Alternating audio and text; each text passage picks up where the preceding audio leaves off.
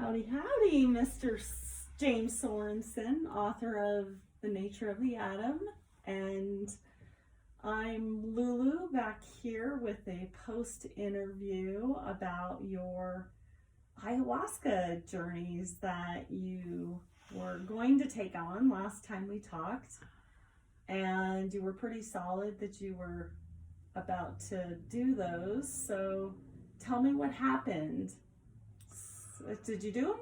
Yes. I've now done ayahuasca 5 different times. Oh my gosh. Originally, I'd planned on doing 3 in a row, but I found that it's fairly taxing. Yeah. And there's so many things that came up and so many things I wanted to work through. I just wasn't ready to add to the list. Yeah. I wanted to process what was already happening to me. Kind of integrate your experience, or what do you mean by process? Yeah, think through things, and I didn't feel like taking on more stuff coming up. So how, let's see, the last time we talked it was it September, early September, and today's the end. So it's it was about 3 weeks ago, probably. Yeah. Wow. So a lot has happened in 3 weeks then. Well, a lot happened before I even took the ayahuasca. I have been a lifelong user pretty much since I was 18, even 16, of cannabis. Yeah. And I've always had a kind of love-hate relationship with it. And I'm sure you're not alone in that one. And it wasn't like it was heavy use, but it was consistent daily use. Yeah. And especially now in this day, though, it doesn't take a lot. Yeah. So when you say daily use, about what amount? I would smoke a little bit in the morning when I got up. I would smoke a little bit throughout the day, 3 or 4 or 5 times a day. I pretty much puff was always, just a puff, really. And it got to a point where I really didn't feel it. Yeah. But it was like smoking a cigarette. You just gotta have one. Yeah, don't know why. And don't know why. And I'd always carry a pipe with me, and I wouldn't hardly leave home without making sure I had some with me. Yeah. And especially once I found out I could grow it, and it was I have an infinite supply. I mean, and it doesn't cost anything. Yeah, then it's like, why not? Yeah, and so it just became a regular thing. Yeah. And when did you start smoking cannabis again? When I was right before high school, so I was 16. And you never really quit for very long? I quit for a period in there of 5 or 6 years. Okay. Yeah. Yep. And I'd quit off and on, and there was times when I do have to pay for it, where I would quit for a month or 2 just because I cost so much to keep it going. But the last 10 years, I mean, it's been just I have jars of it at home from growing. Yeah. Oh my gosh. That's a tough habit to break, and it's very popular right now. I mean, mainstream is starting to go, we're okay with it. I mean, it's not legal anymore or illegal anymore here. Yeah. So it's kind of been almost like it finally got to, to be acceptable in our society, which probably didn't help giving it up, because it's kind of like, oh, now it's kind of an in thing. Well, I don't know if that really influenced an in thing, but because I really don't have many friends that I more and more I've met, especially women, it seems, that like the edibles, and I personally don't really like those. But regrettables, yeah, okay, because it's so hard to get the dosage just right, Yeah. And you don't know. Well, I like the act of smoking. In fact, I've tried vaping. I had bought an expensive little vape, and I didn't like it. I liked the smoke. Yeah. But I knew that it wasn't probably helping me. And it wasn't. I knew that if I quit for a short period of time, that I had a wonderful it was a fun time. Yeah. But on a daily basis, it just becomes who you are. It just becomes the norm. Right. And there's nothing different. So I've always known that if I could treat it as a sacrament, where every once a month I set aside a Friday night, and that I would really, really have a good time with it. But if you're doing it every day, that doesn't happen. You can't. No way. You really can't. It's just kind of a numbing material, numbing. Yeah, and it doesn't have the same effect. Yeah. So when I started looking at doing ayahuasca, it said to quit for, I think you said for 1 to 2 weeks. Mm-hmm. And when I did that interview, I had probably smoked the day before. Yeah. And I decided I held off for a week.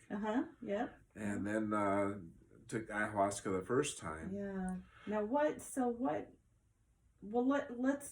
we'll scoot on to all those details, but just in the cannabis, just to keep with that tag, what's changed? So from that moment that you kind of did ayahuasca to now, sequentially through those journeys that you did you just quit afterwards, or has your interest been changing more drastically, where you're like, now I definitely don't want it, where I still wanted it after the second journey, or like what's happened to that? Well, you have to break a habit. Mm-hmm. And for a while I kept my pipe, and I have a jar sitting on the corner of my desk, right? Yeah. And I finally, about a week into it, after I'd taken out, I finally said, no, this isn't, you don't really want to do it. Yeah. So I hid that from myself. Yeah. Which kind of helped. That does help, yeah. And at the same time, I've been drinking more and more and more, and it seems like when we're all locked in with COVID, that it just... With alcohol. Mm-hmm. And so I quit that the same day. Mm-hmm. Yeah, good one to quit. Huh? So, and I gotta tell you, so many like pains in my legs have gone away. Oh, good. Different. Yeah. It's very inflammatory, and inflammatory is one of the biggest causes of illness that we have. And I mentioned last weekend to some people that I had done the ayahuasca, and I said, and one of the things we have to do is quit drinking. And I can't think of anything good about it. And this gal across from me goes, yeah, well, alcohol's a poison.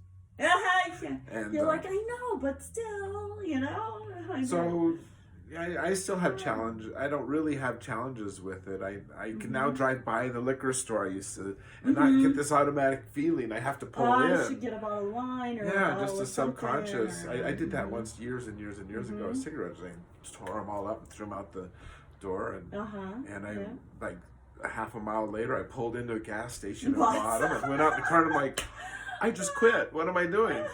And so I've had kind of that feeling with the alcohol and with the pot. Yeah. I did have a plant growing, and I just harvested. It's the most beautiful plant I've ever had, but I haven't touched it. I haven't, and I'm not sure what I'm going to do with it now. You got to donate that, I think. Don't you? Yeah, I'm not sure what I'm going to do with it. Bury it in the cellar. I don't know. So that's a huge change. A very huge. I call it now my self-induced cannabis coma. Yeah.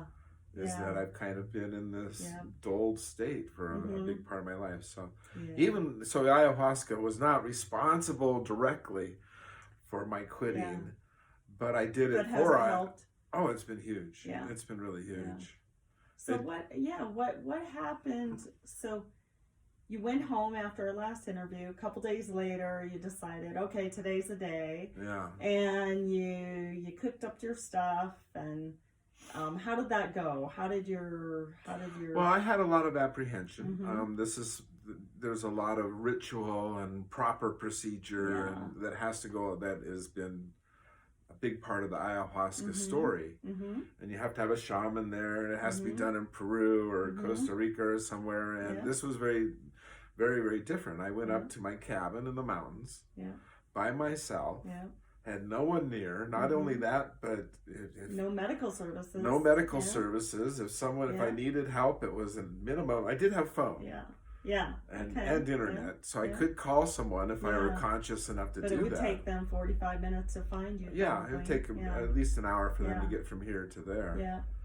And so there was a lot of concern. Is this really even? Is it a poison? Is it? I mean, it makes you throw up.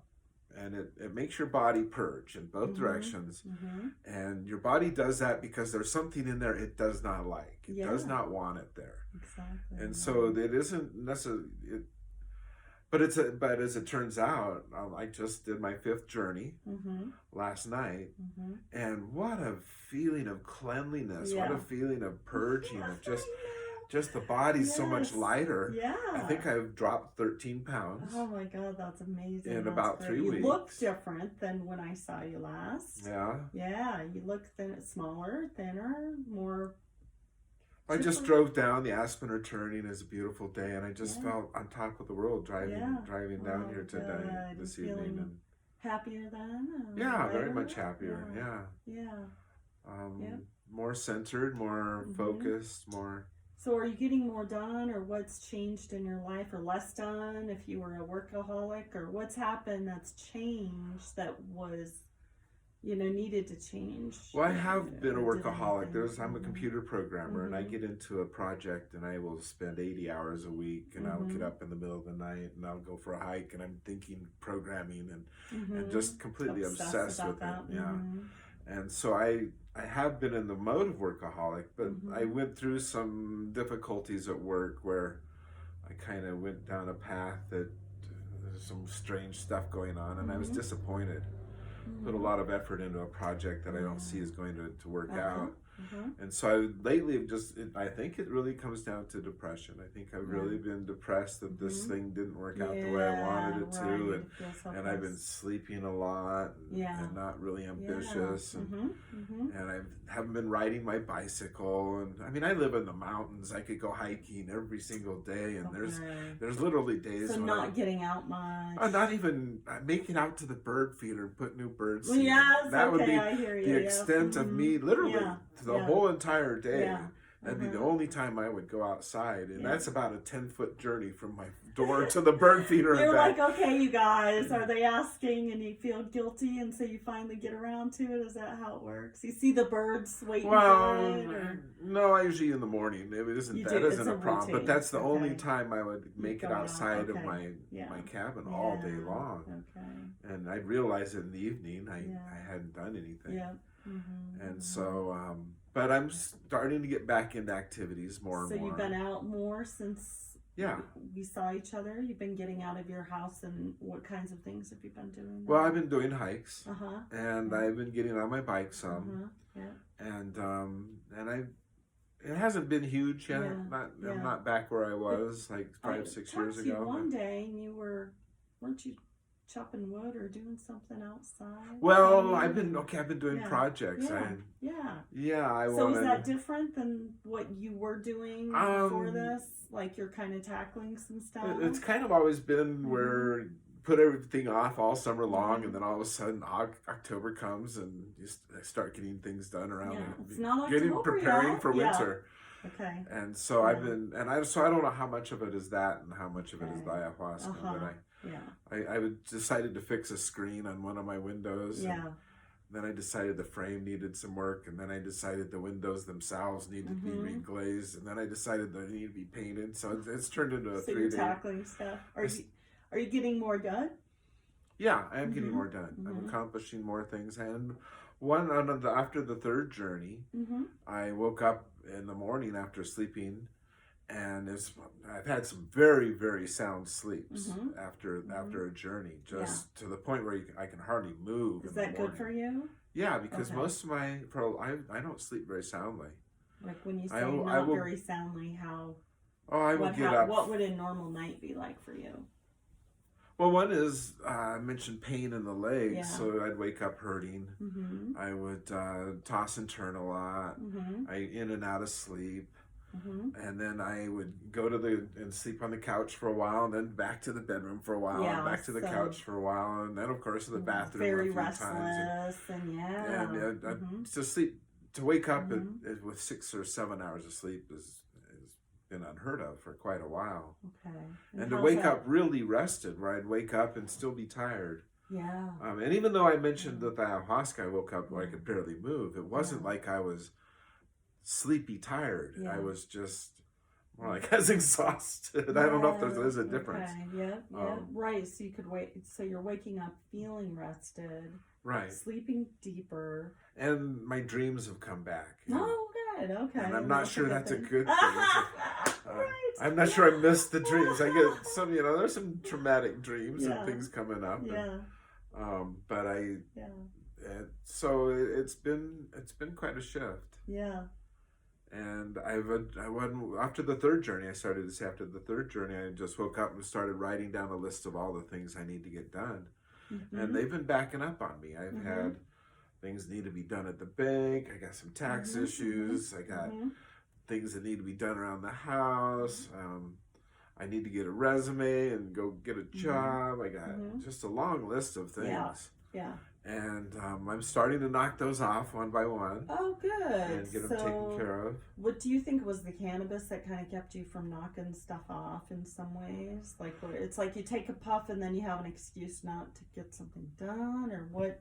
Well, I think I called the self-induced cannabis coma. I think that's part of that. Yeah. I do think it is part of that. Yeah. But I also, the ayahuasca has changed me. Good. Very much so. It isn't just that I quit the cannabis and the alcohol. Yeah.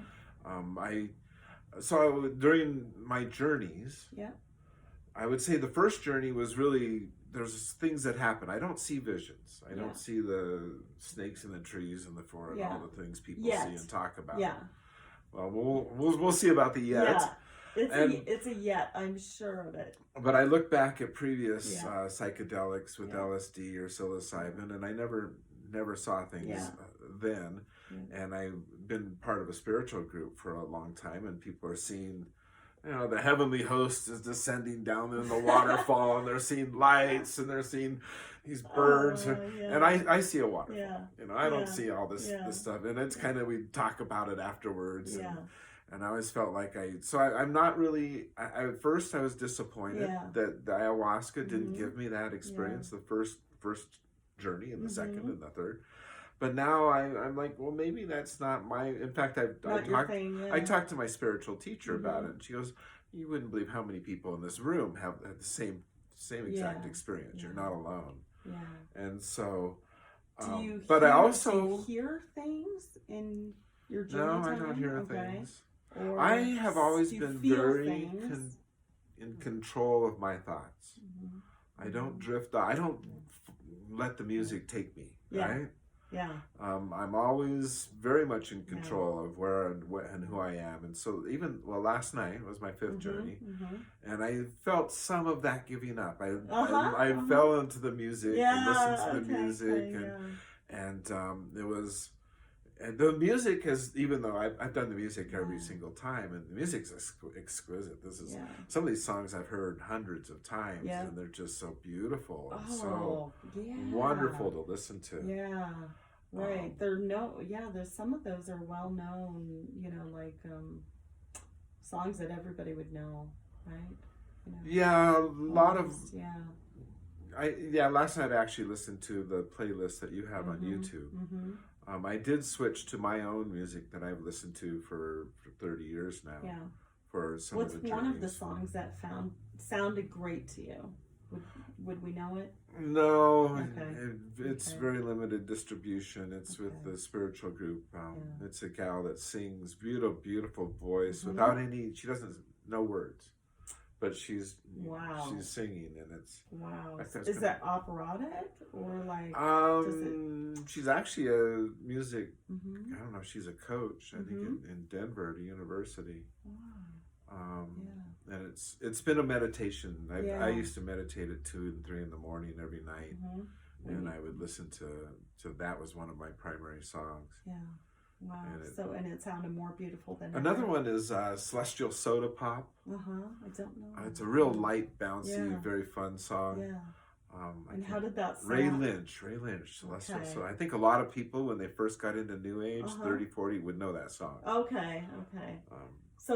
How did it sound different during the ayahuasca journey? Well, one thing is I did play in band for 8 years. And so I do have an ear to listen to music. Yes. And just the detail, the structure, the beauty of what the artist had created.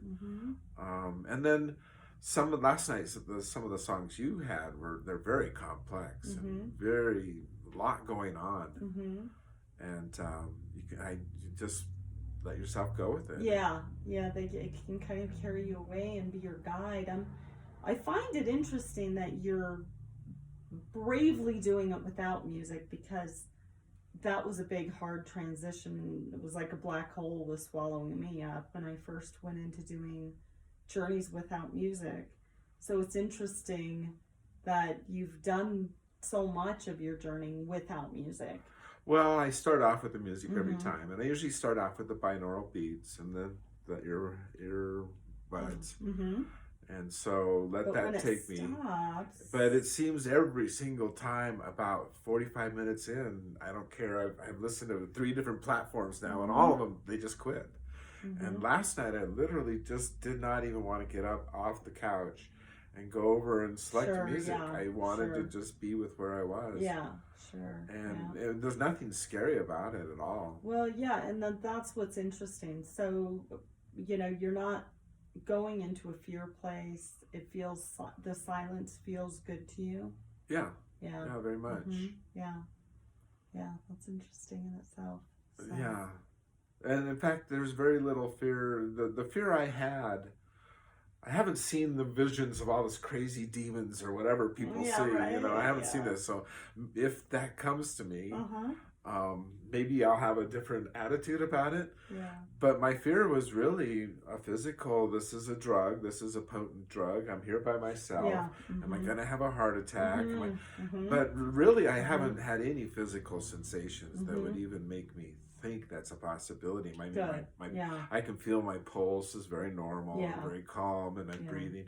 I've done a lot of, I played trombone, and I learned to breathe in so you have a 4th grade. Lots of lung capability then. And then I learned meditation. I spent years in Tai Chi, and Tai Chi is all about the breath. And so I've always had a very, very deep rhythmic breath. And I think that's part of my control, part of my keeping control of myself. And that's been very much a part of the journeys with ayahuasca is breath. So I remember having a whole journey that was only about breath. The absolutely entire whole journey was about breath. And something breathed me while I was in the journey state. It was amazing. It was absolutely amazing. And it was like lessons. And I mean, it was everything. It was like, wow, I just got, like, it felt like 3 lives of lessons of breath work in all kinds of ways. And of course you come out of it and go, what was that again?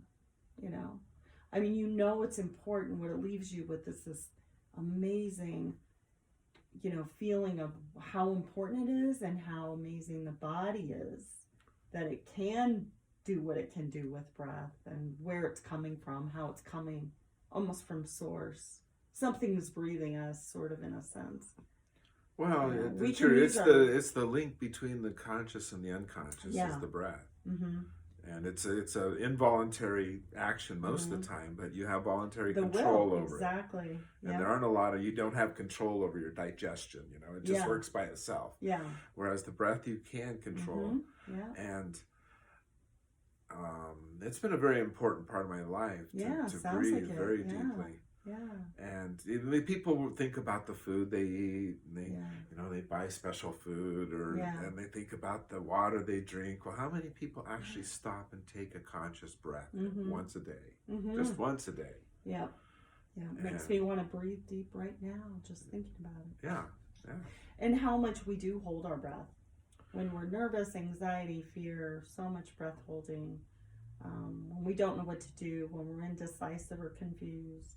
So much breath holding. Well, and breath is very much a way to gain connection to your emotions. And by holding it, it's our way of controlling something. I'm also a big fan of Wim Hof. He works. What a guy. Wim Hof, if people don't know, is called the Iceman, and has done incredible feats. And he attributes a lot back to his breath. Do you go out in the cabin But I don't do the cold. I don't do the cold he does. In fact, I don't even like the cold shower idea. It's intense. I will. There are times. I mean, we live in Colorado, and we like everyone out there to think that this is a cold, snowy winter. But in reality, we have some of the most gorgeous January days that are warm. Up there, it's warmer than down here. It can be when you're in the sunshine. Well, the sunshine is very much more direct. And so there are times I go hiking in the winter and I'll take off my shirt, and it's January and it's 35 degrees out. So I'll do that, but I haven't jumped in a ice covered. bath? The ice bath. No, I don't have a horse trough that I fill Oh, full of bags of now. ice. And, oh my God. and So, question for you, James. Out of all the ayahuasca experiences that you've been through, what's the hardest moments in them? If you can think of what. The hardest moment. Like toilet moments, throwing up. Are you throwing up and having... I've thrown up every time. Yeah. And do you experience nausea? Does it come on slowly and build? Or are you just kind of like, whoa, got something here? And... Well, usually I start out laying down on my back and I have my earbuds in and I'm listening to music. And about a half an hour or 45 minutes into it, I start to go, yeah, my stomach's starting to rumble a little. And I know that if I sit up, it won't be long. Yeah. If I sit up on the edge and I grab my little pitcher and hold it in front of me and wait. And but it hasn't been that bad. I mean, the first time I actually had 2 sessions. One of them about a half an hour in, and then an hour and a half. And that was there was a lot in the second one. But it isn't... I hear about people who drink a lot and do dry heaves, or they go on for half an hour throwing. It's nothing at all like that. It's in fact, I feel I don't drink enough water. Yeah. And I feel like last night I wish I had drank more water so that I could throw up more, because there's nothing here to clear out anymore. And I really feel it's a very, very clearing process. Yeah, exactly. And it isn't nauseating to me. I don't get even the smell of what I'm doesn't bother me. Okay. Yeah, interesting. But usually it's both. I grab my pitcher and go sit on the toilet. Clear out both ends. Right. It's like, woohoo! I like the idea that you have a pitcher because it's got a nice hand held, instead of a bucket. Handle. Right. That's a great idea because it's a one hand. Yeah. That's a great idea. I never thought of that. And it seems maybe kind of gross, but it isn't. Clear. It really isn't. Yeah.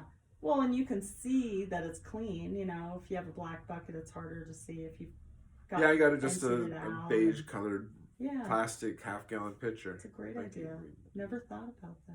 Yeah. And it works out. And then I have a second one sitting in the toilet in case I go to the bathroom and I don't have it with me. At least there's a second one in there. We had a trick where we drink tea first. My daughter and I would drink mint tea so that it wouldn't taste as bad coming up, and she still to this day can't drink mint tea. Oh no! Every time I offer tea to her, she's like, "Not mint. I still can't drink mint tea ever since ayahuasca." So don't do that. Is my message to people if they're wondering, because the other one was ginger, stuff like that it helps with nausea. Don't do that because it burns coming up, and don't want to experience. Yeah, I quit eating about 6 to 8 hours before. Yeah, good. Pretty much entirely. Yeah, good. And I very much like pork, which is on the. In fact, I found on the web people who school that does ayahuasca journeys for people. Yeah. They had a list of things to quit 3 days before, and a list to quit 7 days before, and a list 1 month before. And the 1 month before had 2 items on it. And that was pork and alcohol. And alcohol, yes. And wow. And so I haven't quite quit bacon and eggs in the morning, but I did quit the pork chops and all the other varieties of pork that I eat. I figured the bacon's small enough. But you were mentioning, I think, in a conversation we had yesterday that the school you're looking into, they go through a whole month of cleansing. Oh my gosh. It pretty much said just basically, eat like a really, really light life of, vegetables and very rice. Restricted. Yeah, very restricted for a whole month to no alcohol, no anything. No garlic. That's a hard one. Garlic, and I live on onion. Yeah. And I eat garlic on everything. And so that's been kind of a hard thing for me to not to remember. Okay, no, I can't have that today. But I know it does intensify, like what I've noticed. So, and I wonder what your thoughts are on this. So, from the first journey to the last one you did, if they've intensified rather than gotten easier, like they're actually you're getting more work, like more work's coming up or more's happening. It's more intense. because I noticed that for myself, that they get easier on the one hand, but more intense on the other hand, in a good way. Like you're getting more's happening, more's done, the visuals are better, the something's better. Well, the first journey was pretty intense, but this was a whole new experience and a lot was going on. Just that in itself. The second and third, I would say, were in a way very disappointing because I'm like, well, nothing's happening. I don't feel anything. Yeah. I threw up. I went to the bathroom, and here I sit. Yeah. But then I would go to sleep and wake up with all this revelation and all this. Oh, I got to do this, and so that was. It's almost like it was working after you fell asleep then. Yeah. Yeah. And then last night was one where I didn't really fall asleep for a long time. And I stayed with it. And I'd say I had for a fifth journey, I think it was by far the most insightful. Yeah. And what I really saw is that I've been very walled off. I've been kept my emotions very intact. Yeah, sure. And I help people. I care for people. But I don't ever tell them that. I don't ever express my feeling to them. So not too sentimental or not too just expressive. Period. And so I went through and felt all these people I wanted to write a message to. Yeah. Unfortunately, immediately after about 4 hours, I try to look at my phone and it's all blurry, and I'm trying to type on it. And it doesn't work. What happened? What's one of the ones you sent? Well, my son and I were best buddies. Yeah. As when he was very young, we did a lot together and very close. And and we have some differences with political issues and things like that, and COVID, and about how to deal with it. And we've become separated. And so I wrote him last night, and I just said, you've been one of my best friends. Aww, just to let you know, I'm so proud of who you've become. Yeah. Dad. Oh. And what time of night was that? Oh, that was about 1 o'clock in the morning. And just for me to express myself like that is, I'm sure that he just looked at it and said, what the hell's wrong with Dad? Has he got terminal illness? Right. I mean, is he trying to clear up his life before he dies? So he wrote me back and he goes, I love you too, Dad. Is everything okay up there? That's great. I need to get back to That's that's such a perfect segue to what ayahuasca seems to bring out of so many people. I really, a love for others. I mean, I think an appreciation for the planet. We see that over and over and over, especially if you listen to the music that goes with the appreciation of the planet kind of music, Yeah, and your music actually was better for that than the music I've been listening. Because last night I did listen as far as until my music quit. Yeah, right. You're 45 minutes, and then it's up. Yeah. And then you're on your own. But, and just thinking about old girlfriends and old relationships, and I'm going up with my brothers and my father this weekend to Steamboat. We're going to see the Aspen together and spend 2 nights together. If you hadn't done ayahuasca, would you be doing that, or maybe not? That journey to Steamboat? Well, that's planned. That's been planned for a while. Okay, so you would have gone on that to do that anyway. Yeah, but I really want to. My brother and I have very differences in opinion on life. Same thing, political and he and the way COVID's been dealt with and vaccines and all. We have a difference on what's good and what's bad, and we haven't talked a lot, and I really. Not sure how it's going to work yet. Right, yeah. But I want to go, hey, Ray, let's go for a walk. I just want to go for a walk and say, we used to share a bedroom together as a kid. Yeah. And we were very close and did a lot of things together. And it's just been kind of strange that been separated the way things have come about. What do you think you would say to him? Well, I want to say, let's just put all that aside. I just really want to, and talk on a more deeper level than the superficial level we've talked for. Because my family gets on great. We don't argue. We don't have fights. But we don't say anything either. Oh, yes. I know those kind of families. Yeah. Yeah, that's another form avoidance. Yeah. Oh, the football game and the Aspen, and the food was good. Yeah, right. Keep it on the level that can't be dangerous. And the same with my father. He's getting up in age, and I mean, my old father did so much for me. Mm-hmm. He had his own business installing dairy farm equipment, and so I learned plumbing and electrical and concrete, customer relations, and car repair, and he let you tag along and be part of that. He started paying me to go do trivial jobs at the age of. I learned to work. I learned that, and in the dairy industry, that's hard work. They milk twice a day, 7 days a week, 300. You don't. Oh my God! And so if a dairyman, if we were at up at our cabin in the mountains, and he got a call at 3 a.m. Christmas morning, and he got up, hopped in the car, and drove to Greeley. That's the way you do it. Yeah, exactly. Well, what about, did you have any, how old is your dad now? He's 90. Okay. Just turned 90 this year. So, and his health is good? Well, yeah, my dad's in a lot of pain. He had back problems when he was in high school. They'd tape him up so he could go. Would he do ayahuasca? Oh, no.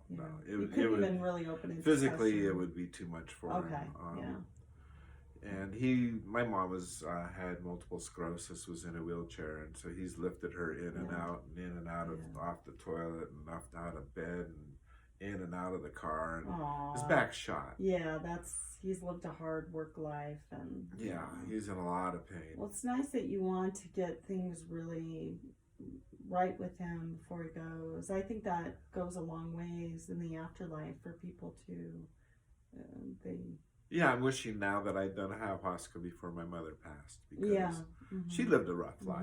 She with MS. I mean, the woman was ambitious. She committed her life to helping handicapped children, and then she found out she had a problem, and when you're in a wheelchair, you're not treated like everybody else. Well, you're kind of pushed to the side. Ayahuasca wasn't even available, so anybody, even, I mean, I was kind of on the leading edge here in 2014 doing it. It was in California, and there were opportunities out west, but it wasn't, and maybe in some major cities, and people were starting to go down to Peru and do it. But if you think of your parents, there's no way, those opportunities literally were not available. Well, they're becoming available now. It's not approved by the medical system. They wouldn't even consider it. This is a and they were more brainwashed. Our parents were more, they were going. We're going against the medical establishment, but not as big of a way as they would have been.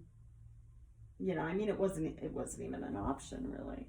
So we have, we're really fortunate. I think people that are listening should know that, the people that are paving the way, like you, to let them know, look, it's safe. If a guy like me can do it, you can too, right? Like, I mean, that's how I feel with me, because I'm like, look, I'm the biggest chicken in the world. And so if I can do it, you can too, And if I could get through that first one where I thought, my God, what's going to happen? I was really afraid of the visual, the inner work, and what was going to be coming up. And I experienced all this love, and that's what was missing. That was last night. It was just this overwhelming feeling of love for everything. I thought, in fact, I was going to jokingly say, did you put some ecstasy in there? Oh, exactly. It's like, I love everything. Oh my gosh. But it was real genuine. Yes. It was real genuine appreciation. Exactly. And it hasn't gone away at all. I still, I mean, it does. You wake up and things aren't quite as. But you can remember too, like we have a memory. So sometimes I go through life and I'll say, how would ayahuasca see this? Like, how would I see the situation looking through the eyes of ayahuasca? Meaning looking through the that pure love, divine love state. It's really a divine love, because it's not the nicey nice love that's saturated with sappy love, too much sugar. Yeah. It's more the divine love where it's like that can be, kind of call people out. I mean, it has more power in a sense of, I truly want what's right for you, so let me tell you what that is, not, let me avoid everything and let me slink away and avoid you as a person rather than just tell you, how are your addictions going? I almost said that to somebody last night. How addicted to kratom are you? Kratom. It's a plant medicine that people are using to get off of opiates. Okay. But it's also very, very addictive. So it's almost so this is a person that is taking this. Yeah, okay. Trading one Band-Aid for another. Well, I do have a fear of that I'm going to take ayahuasca to replace the cannabis. You can't. Luckily, you can't. You'll see. You can't really get you won't really get addicted because the same stuff will keep coming up and being cleared, but you'll want to know why. Right? So, you'll get to a point where you'll be able to question what degrades you every time it brings you back to where you went. Okay. Yeah. So at least that's what I've experienced. And then you become just more conscious. So you're almost moving up levels in love through that consciousness. And that's what I feel happens for people if they slip back, because we kind of slip back, we go into our old habits, and society kind of teaches us to do that. It's like, well, this is what the norm is and you should behave this way, and then you kind of are like, oh, and then this thing, and then you do ayahuasca again and clear again, and you keep reaching, I guess it's almost like more realizations and more strength and power to get through life without succumbing or avoiding or going through those same things that you've done in the past.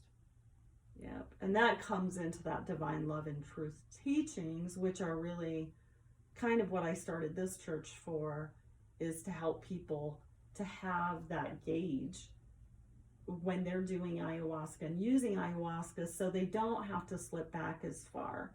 Because I slip back a lot. I would go out to Burning Man and then slip into kind of these old addictions I had. And addictions meaning not drug addictions, but addictions of needing attention from men, and what to do to get that, or to get approval, or avoiding women because I'm afraid of them instead of confronting that fear, things like that.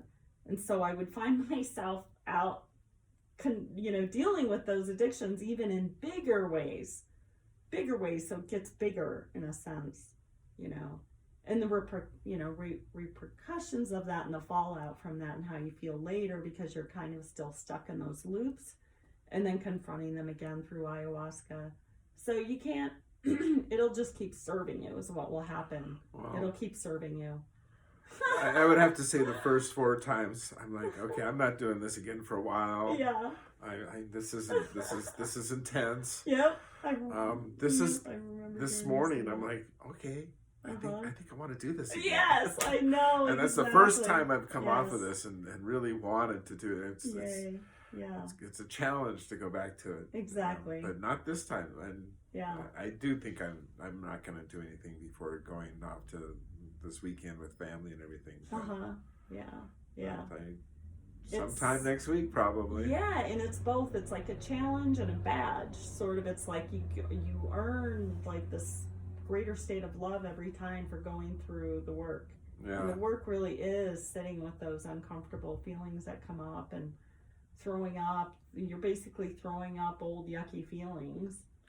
I think part of my not having visions is that I'm still cleaning out 40 some years of cannabis and a fair amount of alcohol in the last I didn't drink for a long time. Most of my life wasn't a problem, but the last 5-6 years it's just picked up more a little bit. You don't realize it. Your liver is thanking you right now. Yeah. Oh yeah, I feel much more energetic. I feel much cleaner, and I've had 2 people now, and this is a benefit I didn't expect. Say, have you lost weight? And you had said that, and I think they look at me and they go, "What's changed about this guy?" And they think, "Well, maybe he lost weight." I don't know if it's really. I had lost weight. I've lost 13 pounds. Yeah, that's a lot. And I feel it's that's a genuine. Lot in 3 weeks. Yeah, and without really putting doing anything. Yeah. Well, I do. I actually there's something called Kachava, which is a meal, a liquid meal. And it's got 70 different nutrients. I think that is contributing to it because I just started drinking that. Yeah. But you wanted to drink it. It wasn't like, a doctor's prescribed diet and you're begrudging about it. I feel it's helped immensely. But you wanted the difference with ayahuasca is you want those changes enough and you don't feel like you're, somebody's pulling you and forcing you into doing something you don't want to do. No. Including yourself. Right? Yeah. It's more like you're just drawn to it, right? So it's just drawn to natural. Yeah, it's a natural and process. There's times when I'll eat a fair amount during the day and I get on the scale in the morning, I think, oh boy, I probably blew it yesterday. And I'm down a little bit. Yeah. I'm eating more food and losing weight. How does this work? Yes. Yes, it won't matter. I mean, there's something about your metabolism and everything that changes, that goes back to how it was supposed to be, because you're basically becoming more childlike again, Well, and you're clearing out the blockages in the system. I really do feel so. Don't worry about throwing up, and that is actually embrace it, hold on to it, and go for it, and let it happen. That's good advice. Yes, because it's worth it, right? Like my first. The guy who guided me, he said, because that was my fear too. I was like, ooh, don't you have to throw up and all that gross stuff? And he said, oh yeah, but it's so great because you feel so good afterwards. And the way he said that, I was like, good. Yeah, I'm down. You just, you stand up better and stand in the window or the door and look outside, just like, I am powerful. Yeah. And you can feel the blood going through your system and the life going through your system. Yes. And I swear it cures diabetes. It cures so much. And we can't say it cures that because the medical establishment would be mad. And so we have to say, I swear, it just helps, Yeah. But there are movies on that now. There's a movie called Ayahuasca Diary that really sold me, and that's what gave me the courage to do it, actually, was that documentary. It was made a long time ago, probably 2010 or something, and there were 4 people, and they were all had remarkable changes after doing just one retreat in Peru. Just one. And look what what you've been through, your 5 journeys, is pretty much like one big retreat. Yeah, not quite as compact a time, but and you didn't clear as much, so you kind of cheated on that level where they would be like, well, you absolutely can't have those for 2 weeks or whatever, or a whole month even. So, but still, look at how much more, if that can happen in such a short time, the value that would take if you went through other ways, like you went through grinding through your own diet. Oh, I'm going to do keto. Oh, I'm going to do this. I'm going to do that. And the grind, and even the psychotherapy. Like if you were going to a therapist, twice a week, it would take, the equivalent would take, a strict diet. Yeah.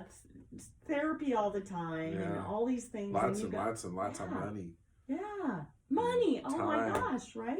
And I mean, I might have been disappointed I didn't experience what I hoped to, but I've been to therapists and felt like, well, that was a waste of time. Exactly. Yeah, and all of that in just, you 3.5 weeks, whatever it is, since I saw you. Yeah. And boom, there you are. Your whole life is changing. My whole life changed that summer. And I was a weirdo. I just kept going and going and going with it because it was like, well, I don't have anything else to do because I was house sitting. And, you know, and I knew I needed to make changes in my life. And every time I felt this change, it meant I should keep doing it. Because unless it stops helping me, why would I stop doing it? And it wasn't harming me. That's for damn sure. There was no harm. Yeah, I've gotten over that fear. Yes. That there's harm to it. Yeah. Yeah, and there was no harm even to like my serotonin levels or anything like that I think that would be interesting to do before and after blood tests. Yeah. And see what happens. Yes. Yeah, I wonder who's working. There's probably some publications maybe on that, because I know the psychedelic communities are doing testing. I mean, they had their, you know, they're probably required by law. I know, right? Oh yeah, that's all gonna come now. Yeah, it's all gonna. I hope this doesn't all become clinically only. And I know. Go to a sterile environment and have a doctor prescribe it. I think the way I've done it organically is very much the way it should be done. Well, I think, you know, because it's federally protected as a spiritual, you know, like for me, you know, I've just really solidified my church, Tree of Life religious group, so that it protects you more and any other member more. And then it's going to also serve, because we'll be doing, you know, integrations like this meeting you and I are having right now serves as an integration session just to talk about it and have somebody to process through and talk with that's been through it. And confirms things, and then you'll serve others on that level as a mentor as well. Yeah, I know some people I'd love to help guide through this. That have, and it's not like I feel I'm superior or anything. It's just I know that it helped me. I'd love to see them experience the same thing. And did I tell you? So really, you're the first person that actually took one of my solo kits, did it all on their own, and gave me feedback, because the number of people that have taken those to do, and you never know if they took them or not. They're not, because they're all on my mailing list, every single one, because they're all a member, and so they're all getting my emails, and I've asked them all for feedback. And so, but now some of them have done it with me.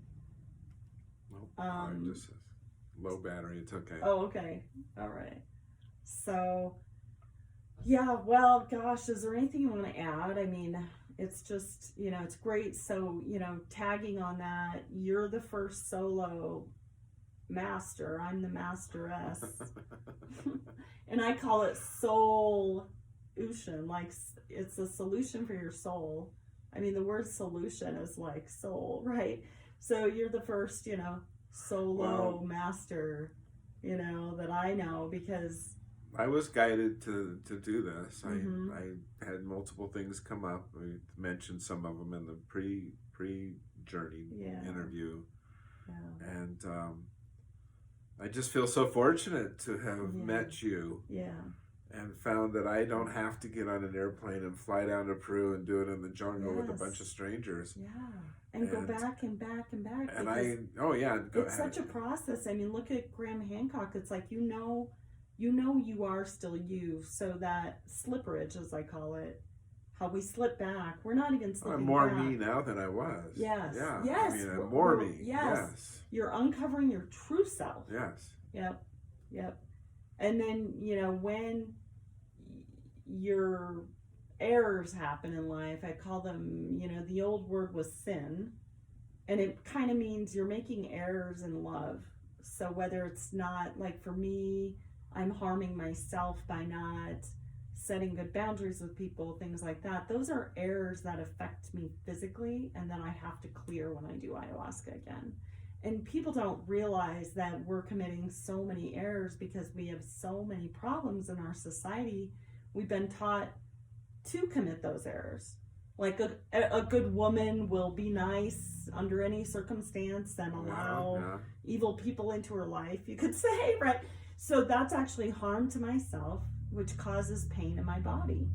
And when I do ayahuasca, I start to clear those. I become more conscious, and I start to get braver and confront those issues more and more. So the the errors are kind of, endless, at least they have been.